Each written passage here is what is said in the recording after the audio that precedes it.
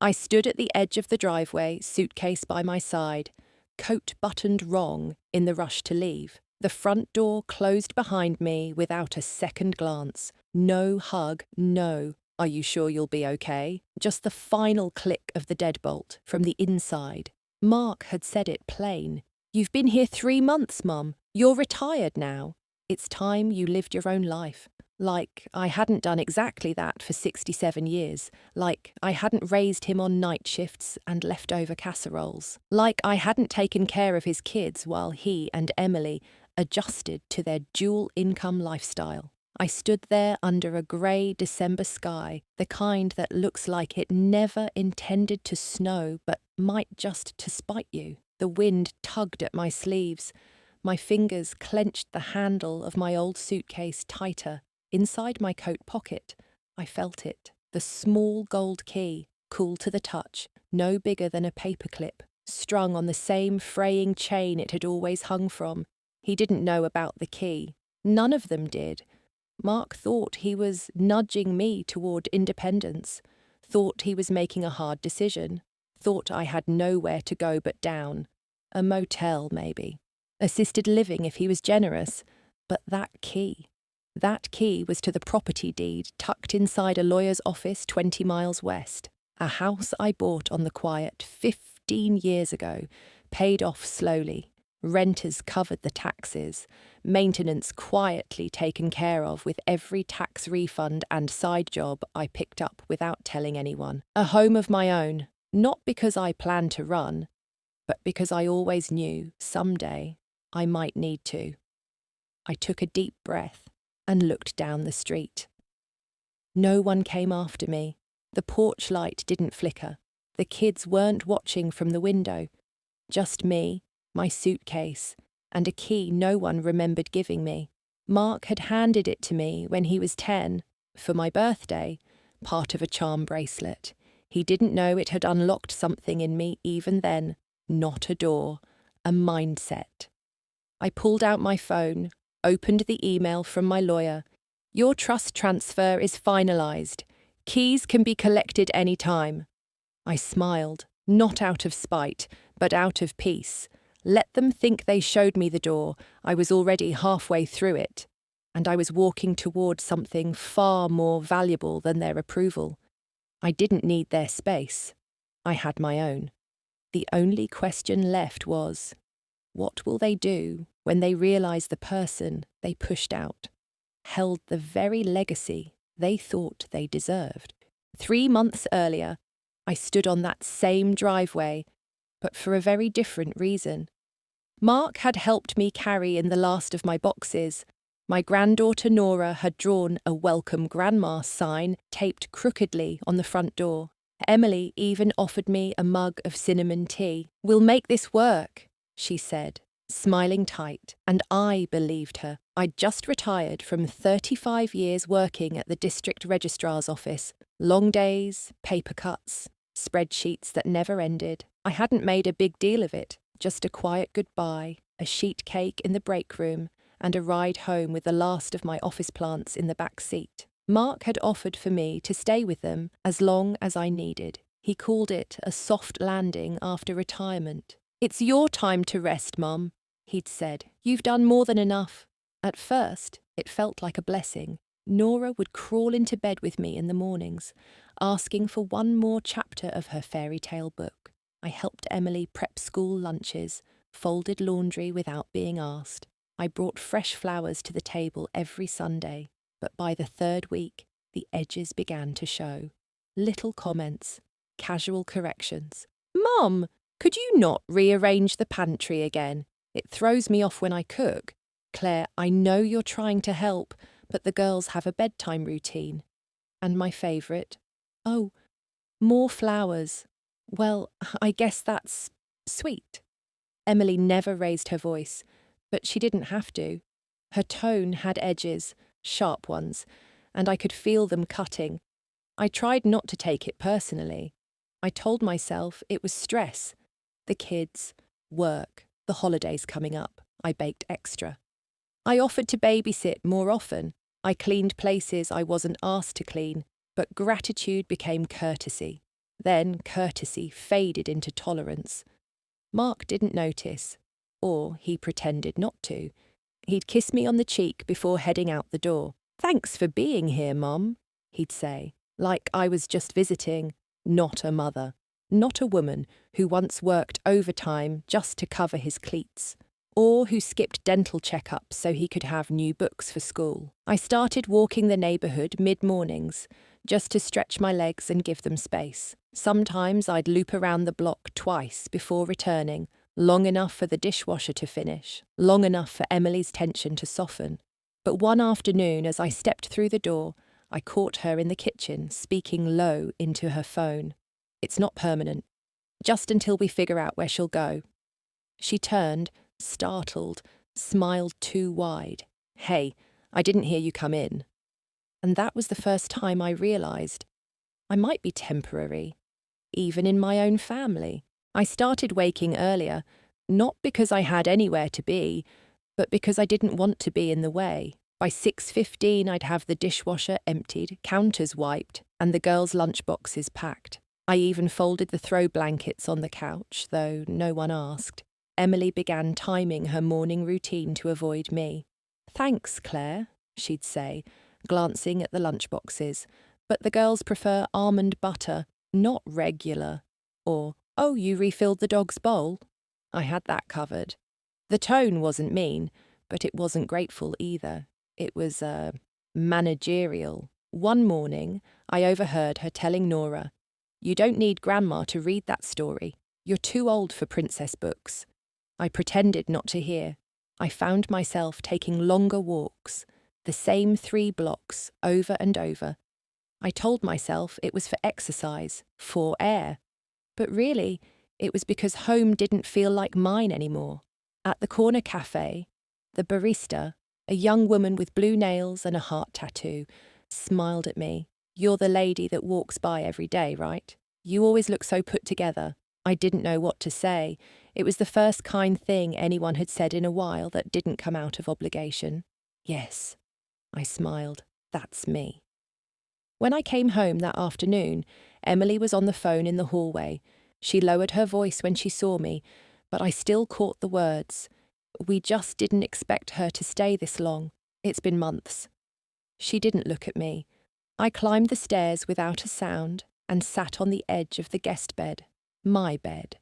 There were no pictures of me on the walls, no drawers that were truly mine. Just folded linens, a candle I hadn't lit, and a single photo of Mark's family at Disneyland years ago. I stared at the framed image. I was the one who paid for that trip. And yet, I wasn't in the picture. That night, during dinner, the girls laughed at something I said. Emily shot them a look. I fell quiet after that. Even Mark noticed. "Everything okay, Mom?" I nodded, forcing a smile. "Just tired." And it wasn't a lie. Because pretending not to notice that you've become an inconvenience, that kind of pretending wears you down. Like carrying your own invisibility in a purse no one sees.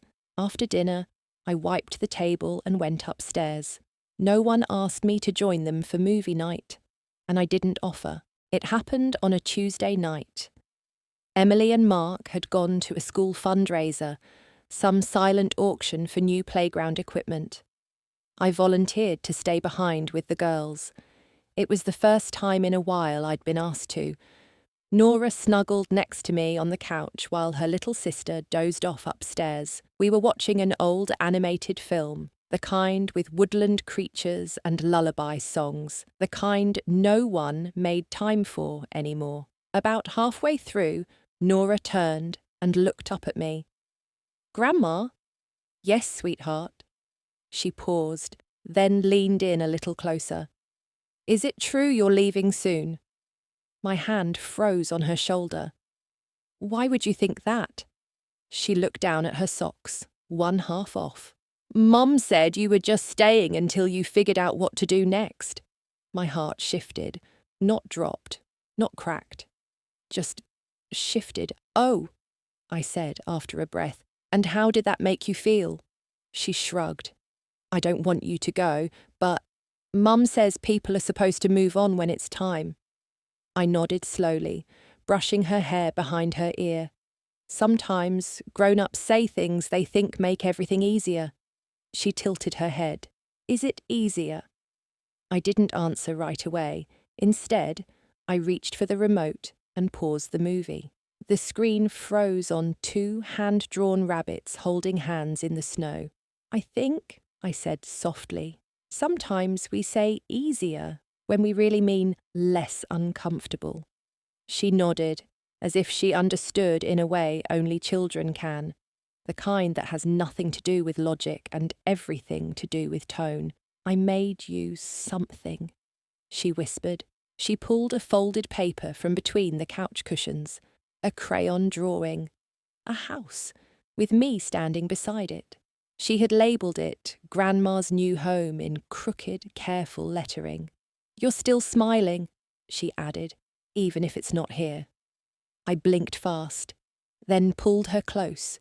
It wasn't just the drawing, it was the assumption that I was already leaving, that a new home was already part of the plan, that whatever decisions had been made, I was the last to know. Thank you, I whispered, pressing a kiss to her hair. She didn't notice the tear that fell beside her on the blanket. Later, when they got home, I told Emily everything was fine. It was quiet, I said, just what she needed. But I didn't say what I needed, because I already knew I wouldn't get it. And maybe, in some ways, I never had. The conversation didn't come with a warning. No dramatic fight, no slammed door, just a Saturday morning with fog on the windows and coffee brewing quietly in the kitchen. Mark stood in the hallway, shifting from foot to foot like a teenager about to confess something he knew wouldn't land well. "Mom," he said, scratching the back of his neck, "can we talk?" I put down the dish towel. Of course. Emily wasn't home. She'd taken the girls to a winter craft fair. I already knew something was coming. Silence has a scent, and the house had been thick with it all week. He gestured to the table. We sat across from each other. He didn't meet my eyes. "I've been thinking," he started. "You've been here almost 4 months now." I nodded once, waiting. "And, we really thought it would just be for a short while. Just until you got on your feet after retiring." I didn't remind him that I had never said I wasn't on my feet. I didn't remind him that he had invited me. He exhaled slowly. "It's been hard on Emily. The girls need consistency, and the space is—" He paused. "Tight." He looked up at me then, finally. His eyes were soft, not angry, not cruel, just uncomfortable. "I think it might be time to start thinking about the next step. Somewhere that feels more like yours." I folded my hands in my lap. "I see. I mean, of course I'll help," he added quickly. "We can help get you a short-term rental, or maybe something with assisted amenities. You've earned comfort, Mom." Comfort. What a funny word. I thought about the years I'd spent making his comfort possible, scraping together rent, learning how to stretch meals during the lean years, staying up nights when he was sick with fevers no one else could break. But I didn't say any of that. Instead, I asked, "Do the girls know?" He flinched. "Number not yet. I thought it would be best coming from you." "Of course." I stood slowly, walked to the window. The maple tree out front was nearly bare. The last of its leaves clung like pride. "I'll start packing this week," I said. He looked relieved. I just want what's best for everyone," he murmured. I nodded. So did I. But sometimes, what's best isn't always what's fair. That night, I zipped my suitcase, the same one I had used for vacation trips when Mark was little, and as I folded my last sweater, the chain around my neck slipped forward. The small gold key rested in my palm, and I knew. This wasn't an end. It was the door they thought I couldn't open. 2 days later, while my suitcase sat packed by the door, the phone rang. I almost didn't answer. It was a number I hadn't seen in years. No name, just the area code from a county west of here, the kind with more trees than traffic lights. I picked up. "Claire?" a familiar voice asked. "It's Denise, from the registrar's office. You still remember me?" I smiled without thinking. Of course I do. Denise Lawson and her forever banana muffins. She laughed, warm and whole, still making 'em, still burning the bottoms. It was the first real laughter I'd felt in weeks. "I heard you finally retired," she said. "You always said you would once your private rental wrapped up. So, how's the beach house treating you?" My breath caught for half a second. She didn't know. I cleared my throat. "It's been a little delayed."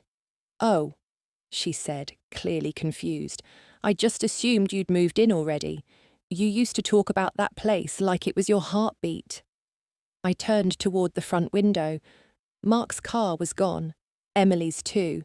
It was just me and the stillness of waiting. "I haven't told the kids," I said. Denise went quiet.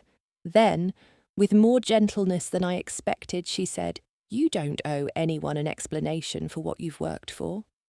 I felt something loosen in my chest. I guess I wanted to be needed. Denise chuckled. "You were. You are. But there's a difference between being needed and being used." I closed my eyes. She was right. I had bought the property 15 years ago, a modest bungalow 2 blocks from the coast, tucked behind hedges and flanked by wild roses. I paid it off in slow, deliberate steps, a little here, a little there. No one ever asked where my tax returns went. No one noticed when I picked up part-time consulting I had planned for later. Turns out, later had arrived. "Would you come visit?" I asked quietly. "If I go." "Say when," she said without missing a beat. "I'll bring muffins and gossip." After we hung up, I stood there a long time, phone still in hand. Then I walked to the hall closet and pulled down the small fireproof lockbox I hadn't touched in years. The key around my neck clicked it open in one smooth turn. Inside was the deed, the photo of the porch swing I'd planned to paint blue, and the letter from my lawyer confirming the title was mine. I sat down, placed the key on the table and whispered out loud. I was never lost. Just waiting for them to leave the room. And now they had. That evening, the house was quiet. Not awkward quiet, like it had been for weeks. This was intentional silence, resolute. I brewed myself a cup of tea, peppermint, strong, the way I liked it. I didn't ask if anyone else wanted any. I didn't make extra just in case. Because for the first time in a long while, I wasn't building around someone else's comfort. I sat at the kitchen table with the lockbox open in front of me. The deed lay beside my journal, both flat and undeniable. It wasn't a dream. It wasn't a someday. It was now. I flipped open the journal to a clean page. December 18th. I am no longer a guest in my own life. They didn't take anything from me. They simply walked past everything I had built and assumed it wasn't mine. I set down the pen and stared at the key resting in my palm. It was slightly tarnished now, the gold a little faded from years against my skin. But it still turned, it still opened. I packed that night. Not in a hurry, not in shame. One drawer at a time, one memory at a time. I folded the hand-knit cardigan I wore every Thanksgiving. I wrapped my mother's butter dish in an old towel. I slipped the photo of baby Mark, the one with carrot mash on his nose, into a manila envelope. Not because I needed to remember him, but because I had the right to. In the guest room closet, I found the old travel bag I hadn't used in a decade. I placed the deed inside it, then zipped it shut with a soft, deliberate tug. I didn't leave a note. I didn't need to. They'd notice when the room felt lighter, when the air didn't smell faintly of lavender and warm tea, when the couch pillows stayed exactly where they'd been left. But before I went to bed, I did one final thing.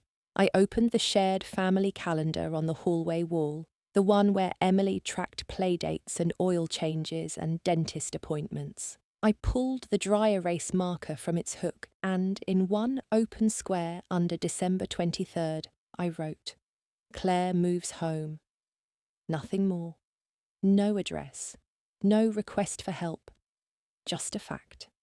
I capped the marker, turned off the light, and stood at the doorway a moment longer. Then I whispered to the room, the one they'd always called temporary, the words they never gave me.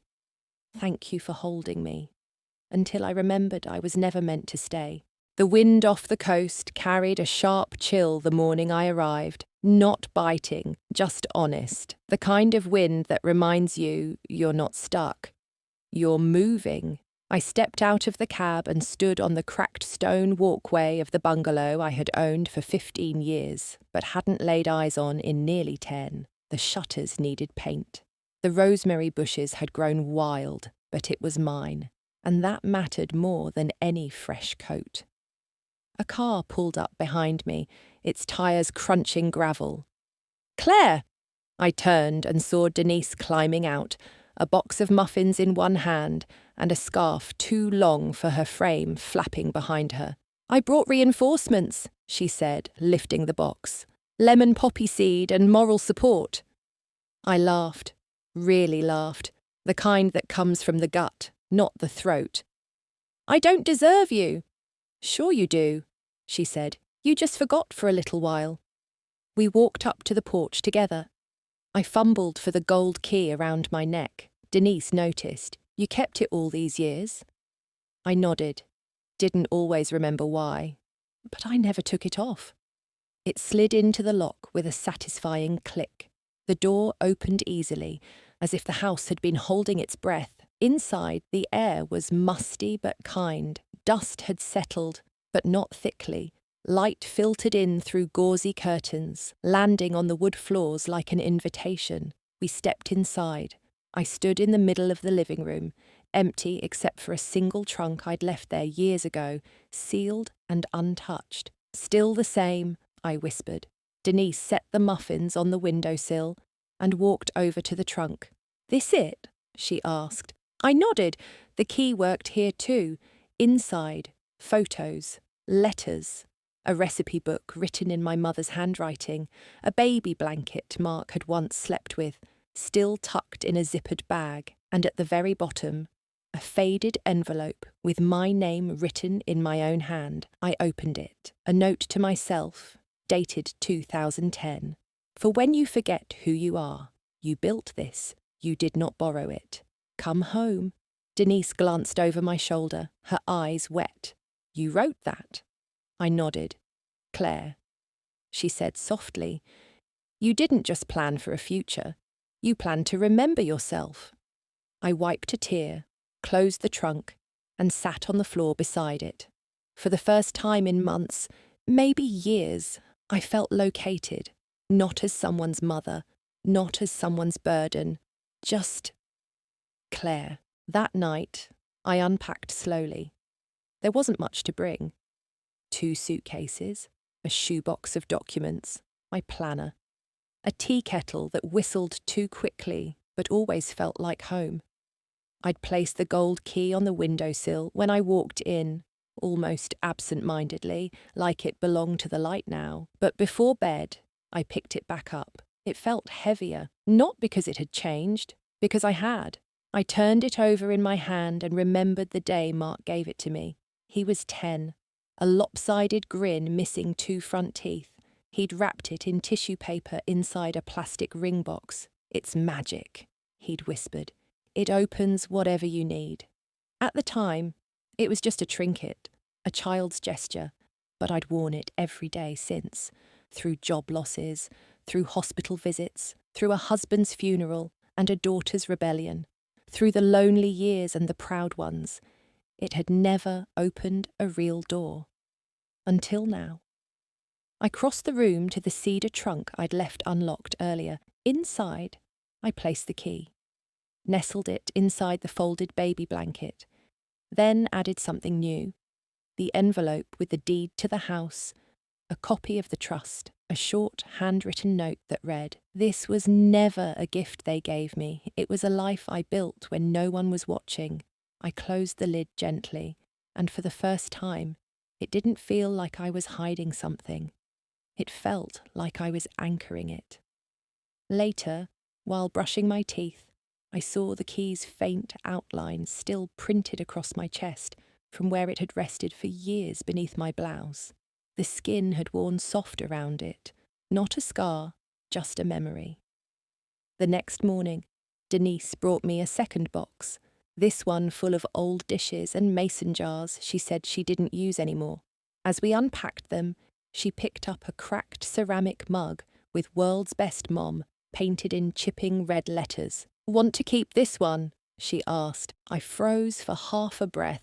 Mark had given me that mug on a Mother's Day when he was 13. I took it gently, turned it over, and smiled. "Yes," I said, "but not for the kitchen." Instead, I placed it in the cedar trunk beside the key. It was never about forgetting where I came from. It was about choosing what I carried forward. 3 days later, just as the sea breeze started warming in the late morning, a package arrived. It was dropped unceremoniously on the porch. No return address. I almost left it there, but curiosity is a stubborn thing. Inside, a small cardboard box with my name written in block letters I recognised immediately. Emily's handwriting. Taped to the lid was a note. "Thought you might want this. Found it cleaning out the hall closet. Hope you're settling in. E." No greeting, no warmth, just logistics. I opened the box slowly. Inside, a bundle of items, a framed photo of me and Mark at his college graduation, a tea towel I'd embroidered years ago that read, "Bless this mess," and my old planner, the leather one with tabs that stuck out like pages wanting to breathe. I set the photo aside, picked up the towel, smiled faintly. Then I opened the planner. Between February and March, a folded sheet of paper had been tucked inside. It wasn't mine. It was a printed email from Mark to Emily. Subject: "Next steps, re-mom." I didn't want to read it. I did anyway. "I know she's been helpful with the girls, but I think it's time we talk about boundaries. I don't want to hurt her, but she's not the person I remember. She doesn't seem to know where she fits anymore, and honestly, I think it's starting to affect the house." I sat back in the chair, the planner still open in my lap. Not the person I remember. There was no malice in the words, just disconnection. The kind that doesn't happen all at once. The kind that starts with silence over dinner and turns into a quiet vote to remove someone's presence. I folded the email, placed it back in the planner, and closed the cover. Then I stood and carried it to the cedar trunk, the one that now held the key, the deed and the cracked mug, but I didn't add the planner to it. Not yet. Instead, I held it for a moment longer, then slid it onto the bookshelf by the door.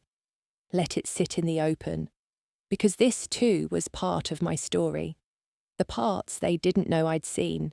Later, while watering the wild rosemary outside, I whispered to the wind, "You were right, Emily. I'm not who I was." Then I added, almost gently, "I'm finally who I was meant to be." On the 5th morning in the bungalow, the sun came in earlier than I expected. It poured through the east windows like an old friend who didn't knock anymore. I stood barefoot in the kitchen, sipping coffee, when the phone buzzed on the counter. Mark's name. I didn't answer right away. I didn't panic. Instead, I let it ring while I poured another half cup. This time adding a touch of honey, something I hadn't done in years. When the ringing stopped, I picked up the phone and looked at the voicemail icon, but I didn't tap it, because whatever he had to say could wait until I was ready. I set the phone down and turned toward the desk in the corner of the living room. There was a stack of unopened mail beside it, most of it redirected from my old address. At the top, a forwarded letter from the local bank, marked "Confidential Account Notice." I opened it carefully. It was a routine notice, an update about the trust account I had opened 3 years ago, tied directly to the coastal property. The balance had grown more than I remembered, interest compounding quietly in the background while I spent holidays wrapping leftovers and picking up grandchildren from school. I pulled out a clean piece of stationery, wrote a short message. To whom it may concern, please update my address and preferred contact. Remove secondary access permissions. This account is now for my sole use. Claire Morrison. I signed it, slipped it into an envelope, and sealed it with a firm press of my thumb. Then I reached for my checkbook. It had collected dust in Mark's house, forgotten because I hadn't needed it. Now, I wrote my first check in months to myself, a transfer from savings into my active account. A small gesture, but powerful. It meant I wasn't waiting on anyone to tell me what I deserved. Later that day, I stood at the local post office, just 2 blocks from the beach, and mailed the letter. The clerk smiled as she took it from me. "Settling in?" she asked kindly. I nodded. "Yes," I said. "Finally." On the walk home, I passed a yard sale. A little girl was selling lemonade for 50 cents. I bought a cup, told her to keep the change, and as I sipped the tart, sugary drink under a sky that didn't ask who I was, I thought, let them wonder what I'm doing. Let them realise I don't need their seat at the table anymore. 2 days before Christmas, a voicemail came in from Emily, not Mark. Emily. "Hi, Claire. Just wanted to let you know the girls made you some cards. If you're still around, maybe we could drop them off. I know it's not the same, but yeah, let me know." She hung up without saying goodbye. I stared at the phone, then I played the message again. Still no mention of an apology, no invitation. Just a sideways offer to stand at the edge of the family I helped raise. I didn't call back. But later that afternoon, while I was sweeping leaves from the porch, a silver SUV pulled up along the curb. Emily stepped out. Alone. She held a small paper bag with glitter on the handles. "Claire," she said cautiously. I leaned the broom against the railing and waited. She handed me the bag like it was fragile. Inside were 2 handmade cards, crayon hearts and scribbled messages. I smiled despite myself. "They miss you," she said quietly. I nodded. "I miss them too." A pause. Then she added, "Mark doesn't know I came." I raised an eyebrow. I just thought it wasn't fair how things ended. Soft disruption moment trademark activated. It was the first time she'd acknowledged any ending at all. Her voice dropped, uncertain. "I know you probably think I pushed him, but I didn't want it to be like that." I folded the bag gently, holding it against my chest. "You didn't have to want it," I said. "It still was." Emily looked down at the gravel. "I grew up in a house where my mother lived with us until I left for college. It never felt like our space. I guess I wanted something different, something mine." There it was. Her quiet reason. Not malice, not control, just a woman trying to rewrite her own history. "And now?" I asked. She hesitated. "Now? It just feels smaller." She glanced toward the porch swing, then toward the sea. "You built something for yourself, didn't you?" she asked softly. I didn't answer with words. I opened the door and let her see inside. The journal on the table, the trunk, the light. Not for long, just enough. She blinked once, then whispered, "Mark thinks you're staying with a friend." "He doesn't know." I met her eyes. Not everything is his to know anymore. Emily stood there for a second longer, then nodded, almost respectfully. As she turned to leave, she added, "They're reading your old storybooks now." I didn't stop them. She got back in the car and drove off. The cards trembled in my hands, not because of the wind, but because something had shifted. Not everything, but enough to start the countdown. That night, I reread the email. The one Emily had returned in the planner. The message from Mark to her. She doesn't seem to know where she fits anymore. At the time, those words felt like an eviction. Now, they felt like an unfinished sentence. I closed the planner slowly and reached for my journal. On the next page, I wrote, December 23rd. I do know where I fit. I fit wherever I choose to plant my peace. The next morning, I dressed with more intention than I had in months. Grey wool pants, a soft blue blouse, and my mother's brooch clipped just below my collarbone. I walked down to the bank branch by the pier. The same manager, Rita, greeted me with a warm, surprised smile. Claire Morrison, she said. It's been a while. I'd like to finalise the trust distribution, I said simply. She blinked. Are you sure? You set this up to hold until age 75. I was waiting to know where I belonged, I replied. Now I do. We sat in her office. I signed the papers. She explained next steps, but I already knew them. As she filed the final copy, she smiled again. You always did prepare for a quiet exit. I chuckled. It's not an exit. It's just a shift. She tilted her head. Any reason you're enacting it now? I paused. Then I said, someone once said I didn't seem to know where I fit anymore. They were right. Back then. She nodded, understanding more than I said. Outside, the seagulls cried overhead. The salt in the air clung to my scarf like an old perfume. I walked back home with the packet of final papers tucked under my arm. On the porch, I sat in the swing and opened the cards Emily's daughters had made. One was scribbled with hearts and stars. The other read, We miss your voice. I closed my eyes. That night, I sat at my writing desk and began reading aloud from one of the old storybooks, the one with bent corners and water stains from bath time readings. Not to anyone, just to myself, to hear my voice again. And halfway through, I whispered to the room, I do know where I fit. Then, placing the book beside the planner, I added gently, right here, in a story I wrote myself. The words weren't just mine now. They echoed, carried, landed. The morning after Christmas, I was standing on my porch, watering the rosemary again, when I saw him, Mark, leaning on the hood of a borrowed car, holding 2 paper cups of coffee like he wasn't sure which direction to walk. I didn't wave, didn't rush. I simply waited. Eventually, he came up the steps, hesitated at the top, and offered one of the cups. Still, take it black? He asked, trying too hard to sound casual. I took it wordlessly, then gestured to the swing. He sat. I stayed standing. I didn't know you were here, he said finally. I know. He studied the porch floor, as if the peeling paint held answers. The girls keep asking about you. Emily didn't tell me she stopped by. I only found out yesterday when I saw the cards were gone. She came as a mother, I said, not as your messenger.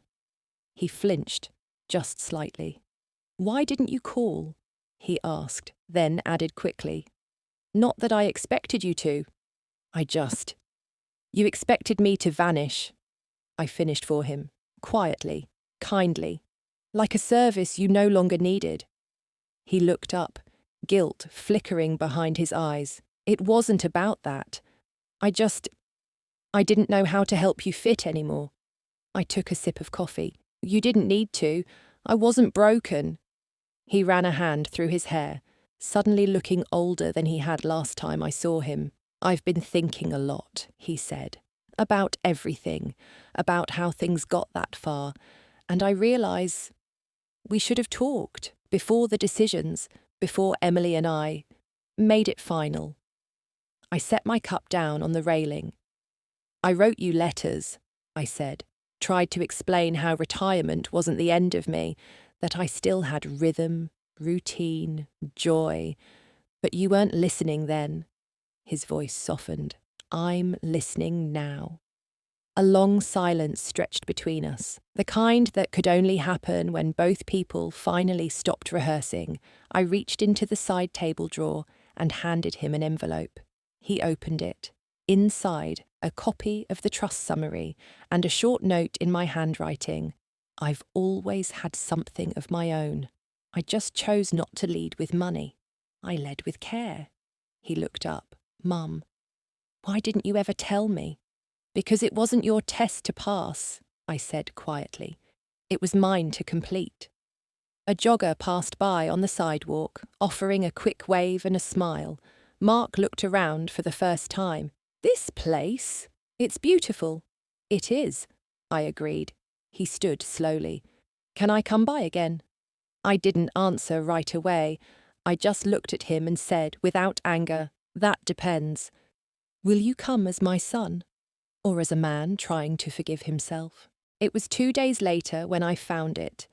Not a knock on the door, not a call or text, just a manila envelope slid beneath the porch mat, barely visible in the morning light.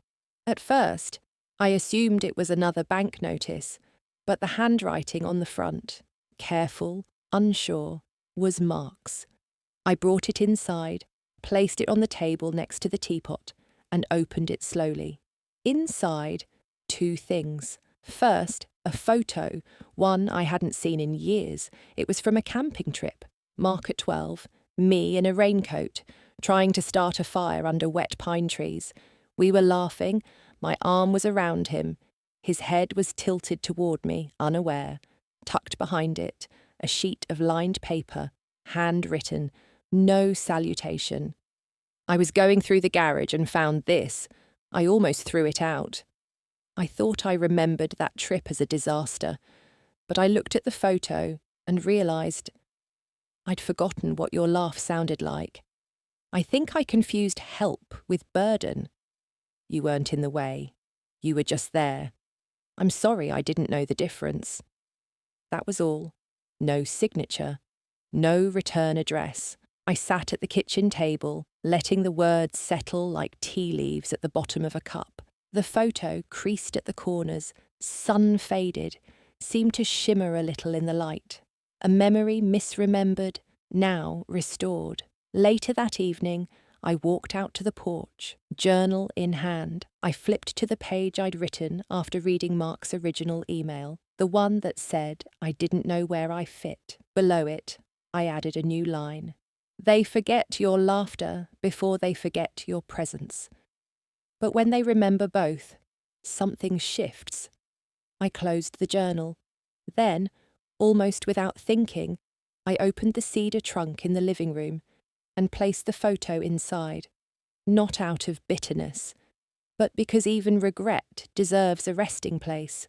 That night, as I was locking the door, I noticed the porch swing had been wiped down. The cushion, usually askew, was straightened, and tucked beneath it, folded neatly, a pair of gardening gloves. Mine. I hadn't left them there. Mark had come back, not to speak, just to return something that had once been mine, a soft action, a quiet beat of remorse. Not loud enough for anyone else to hear, but unmistakable to a mother. The next morning, the ocean breeze arrived early, slipping through the open windows like an old friend checking in. I made tea, not coffee, used the cracked blue mug this time, the one Mark gave me 15 years ago on Mother's Day with Best Listener painted on the side. It had a chip near the handle now, still held warmth just fine. I sat on the porch swing with the mug in one hand and my journal in the other, and I breathed, no weight on my chest, no words rehearsing themselves in my mind. Just breathe, just clarity. For so long, I had tried to be useful. I cooked, I cleaned, I stayed quiet when opinions turned sharp. I picked up the grandkids, took night calls when teething kept Emily up, folded towels that weren't mine in a house that no longer felt like it was mine either.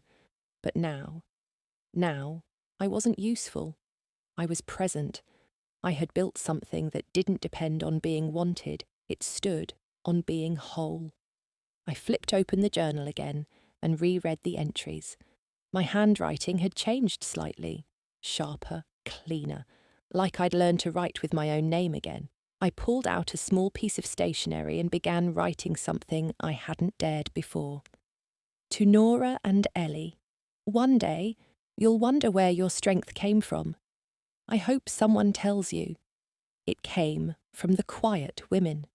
The ones who packed your lunch without being asked, who remembered your stories when others forgot, who left when staying meant disappearing, who built something after being pushed aside and did not burn it down behind them.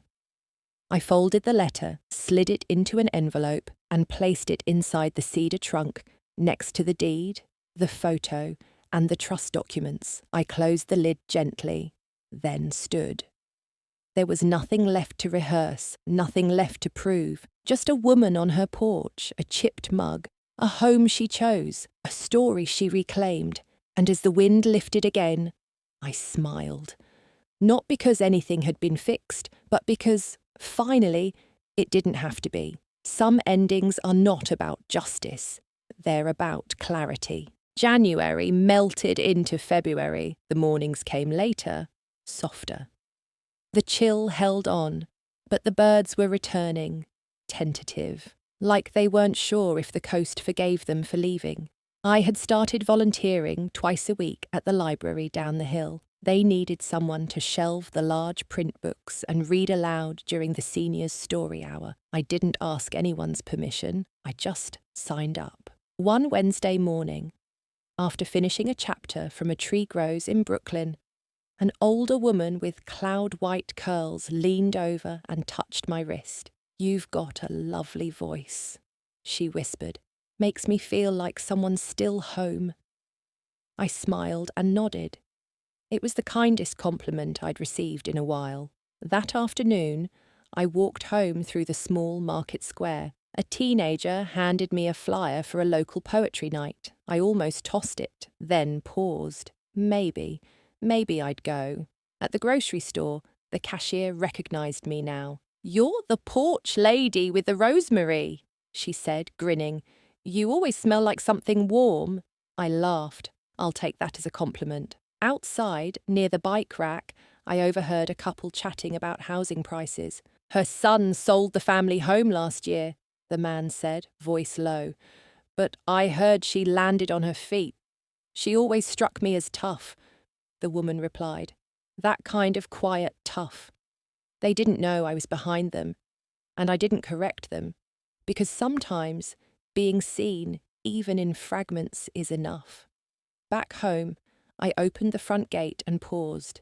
The wind had picked up, nudging a wind chime that hadn't sounded in months. It had been a gift from Nora, my granddaughter, the year before. It had stopped ringing after I left Mark's house. Now its soft notes filled the space again, tinkling, hesitant, real. I stepped inside, placed the groceries on the counter, and glanced at the corkboard near the pantry. One by one, I had started pinning small notes. Read aloud. Tuesdays, Thursdays, Ellie's birthday, March 4th, garden tools, check shed, poetry night, February 15th, maybe go. Nothing earth-shattering, just pieces of a rebuilt rhythm.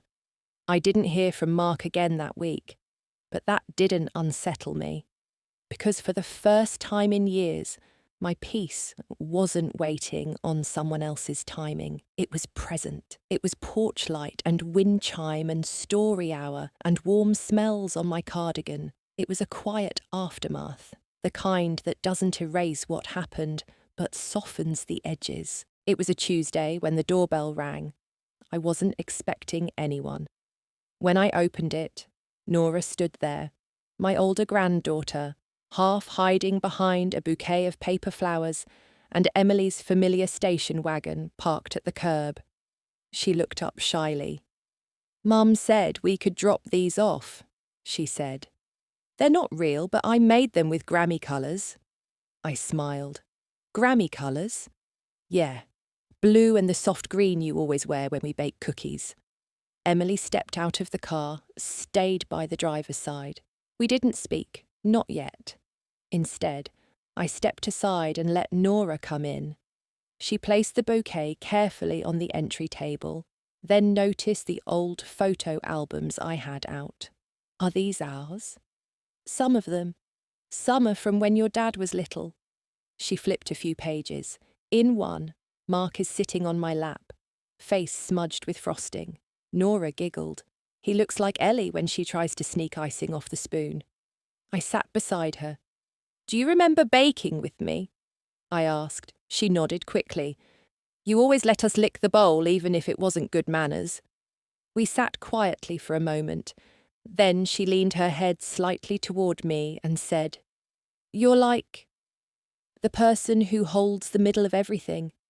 You don't say much, but when you're not there, stuff feels crooked. I blinked, didn't speak, because those exact words echoed something I'd once written but never read aloud. I used to think I held everyone together with tasks. Turns out I held them by presence. Nora didn't mean it as a performance. She meant it like a child does. Pure observation, just truth, spoken aloud with no agenda. Emily stepped inside then, holding Ellie's hand. She nodded at me, a nod that said, Thank you, and I'm sorry, without making either a burden. I offered a tea. We didn't talk about the past. We just poured and sipped and let the warmth do the work. When they left, Nora hugged me hard and whispered, Don't ever stop being the middle. As the door clicked shut behind them, I walked to my journal and opened to the last filled page. Then I added one final line. Middle isn't where things go to disappear. It's where things stay balanced. The first time Mark ever planted anything, he was 7. We'd bought marigold seeds from the dollar store, and I'd let him pick the spot beside the porch. Half sun, half chaos. He forgot to water them after 2 days. They never bloomed. I never told him that they likely wouldn't have anyway, but he cried when the soil stayed empty, and I remember kneeling beside him saying, Sometimes showing up matters more than results. That memory came back to me the morning I saw him again. I didn't hear him arrive, but I noticed movement through the curtain. From inside, I watched, half hidden, as Mark crouched down by the rosemary bush near the porch railing. He was digging, carefully, his sleeves rolled up, dirt staining the cuff of his button-down. When he stood again, I saw it. A small ceramic marker. You showed up. Written in uneven paint strokes, like someone had done it by hand. He placed it at the edge of the rosemary bed, then straightened, stepped back and stared at it like he wasn't sure he had the right. He didn't knock, didn't look towards the window, just walked slowly back to his car, pausing once to glance up at the porch swing, then drove away. I waited 5 minutes before going outside. The marker was still there. Next to it, a small plastic pouch of marigold seeds, a quiet echo. Not of apology, but of understanding, of a boy who had once tried and failed to make something grow, of a man who now knew that sometimes showing up, even late, was still worth doing. I didn't cry, but I did sit down on the porch step and let the breeze tangle itself in my sleeves. I looked at the rosemary, then at the seeds, and whispered, almost amused, Let's see how well you remember. Behind me, the wind chimes spoke again, low, brief, like a nod. Then silence. I left the marker in place, not as forgiveness, but as witness. To growth, to missteps, to the unexpected kindness of second efforts. The marigold seeds didn't bloom right away, but I watered them anyway. Every few days, I'd kneel by the rosemary, brush away the leaves, and check the soil. The marker stayed in place.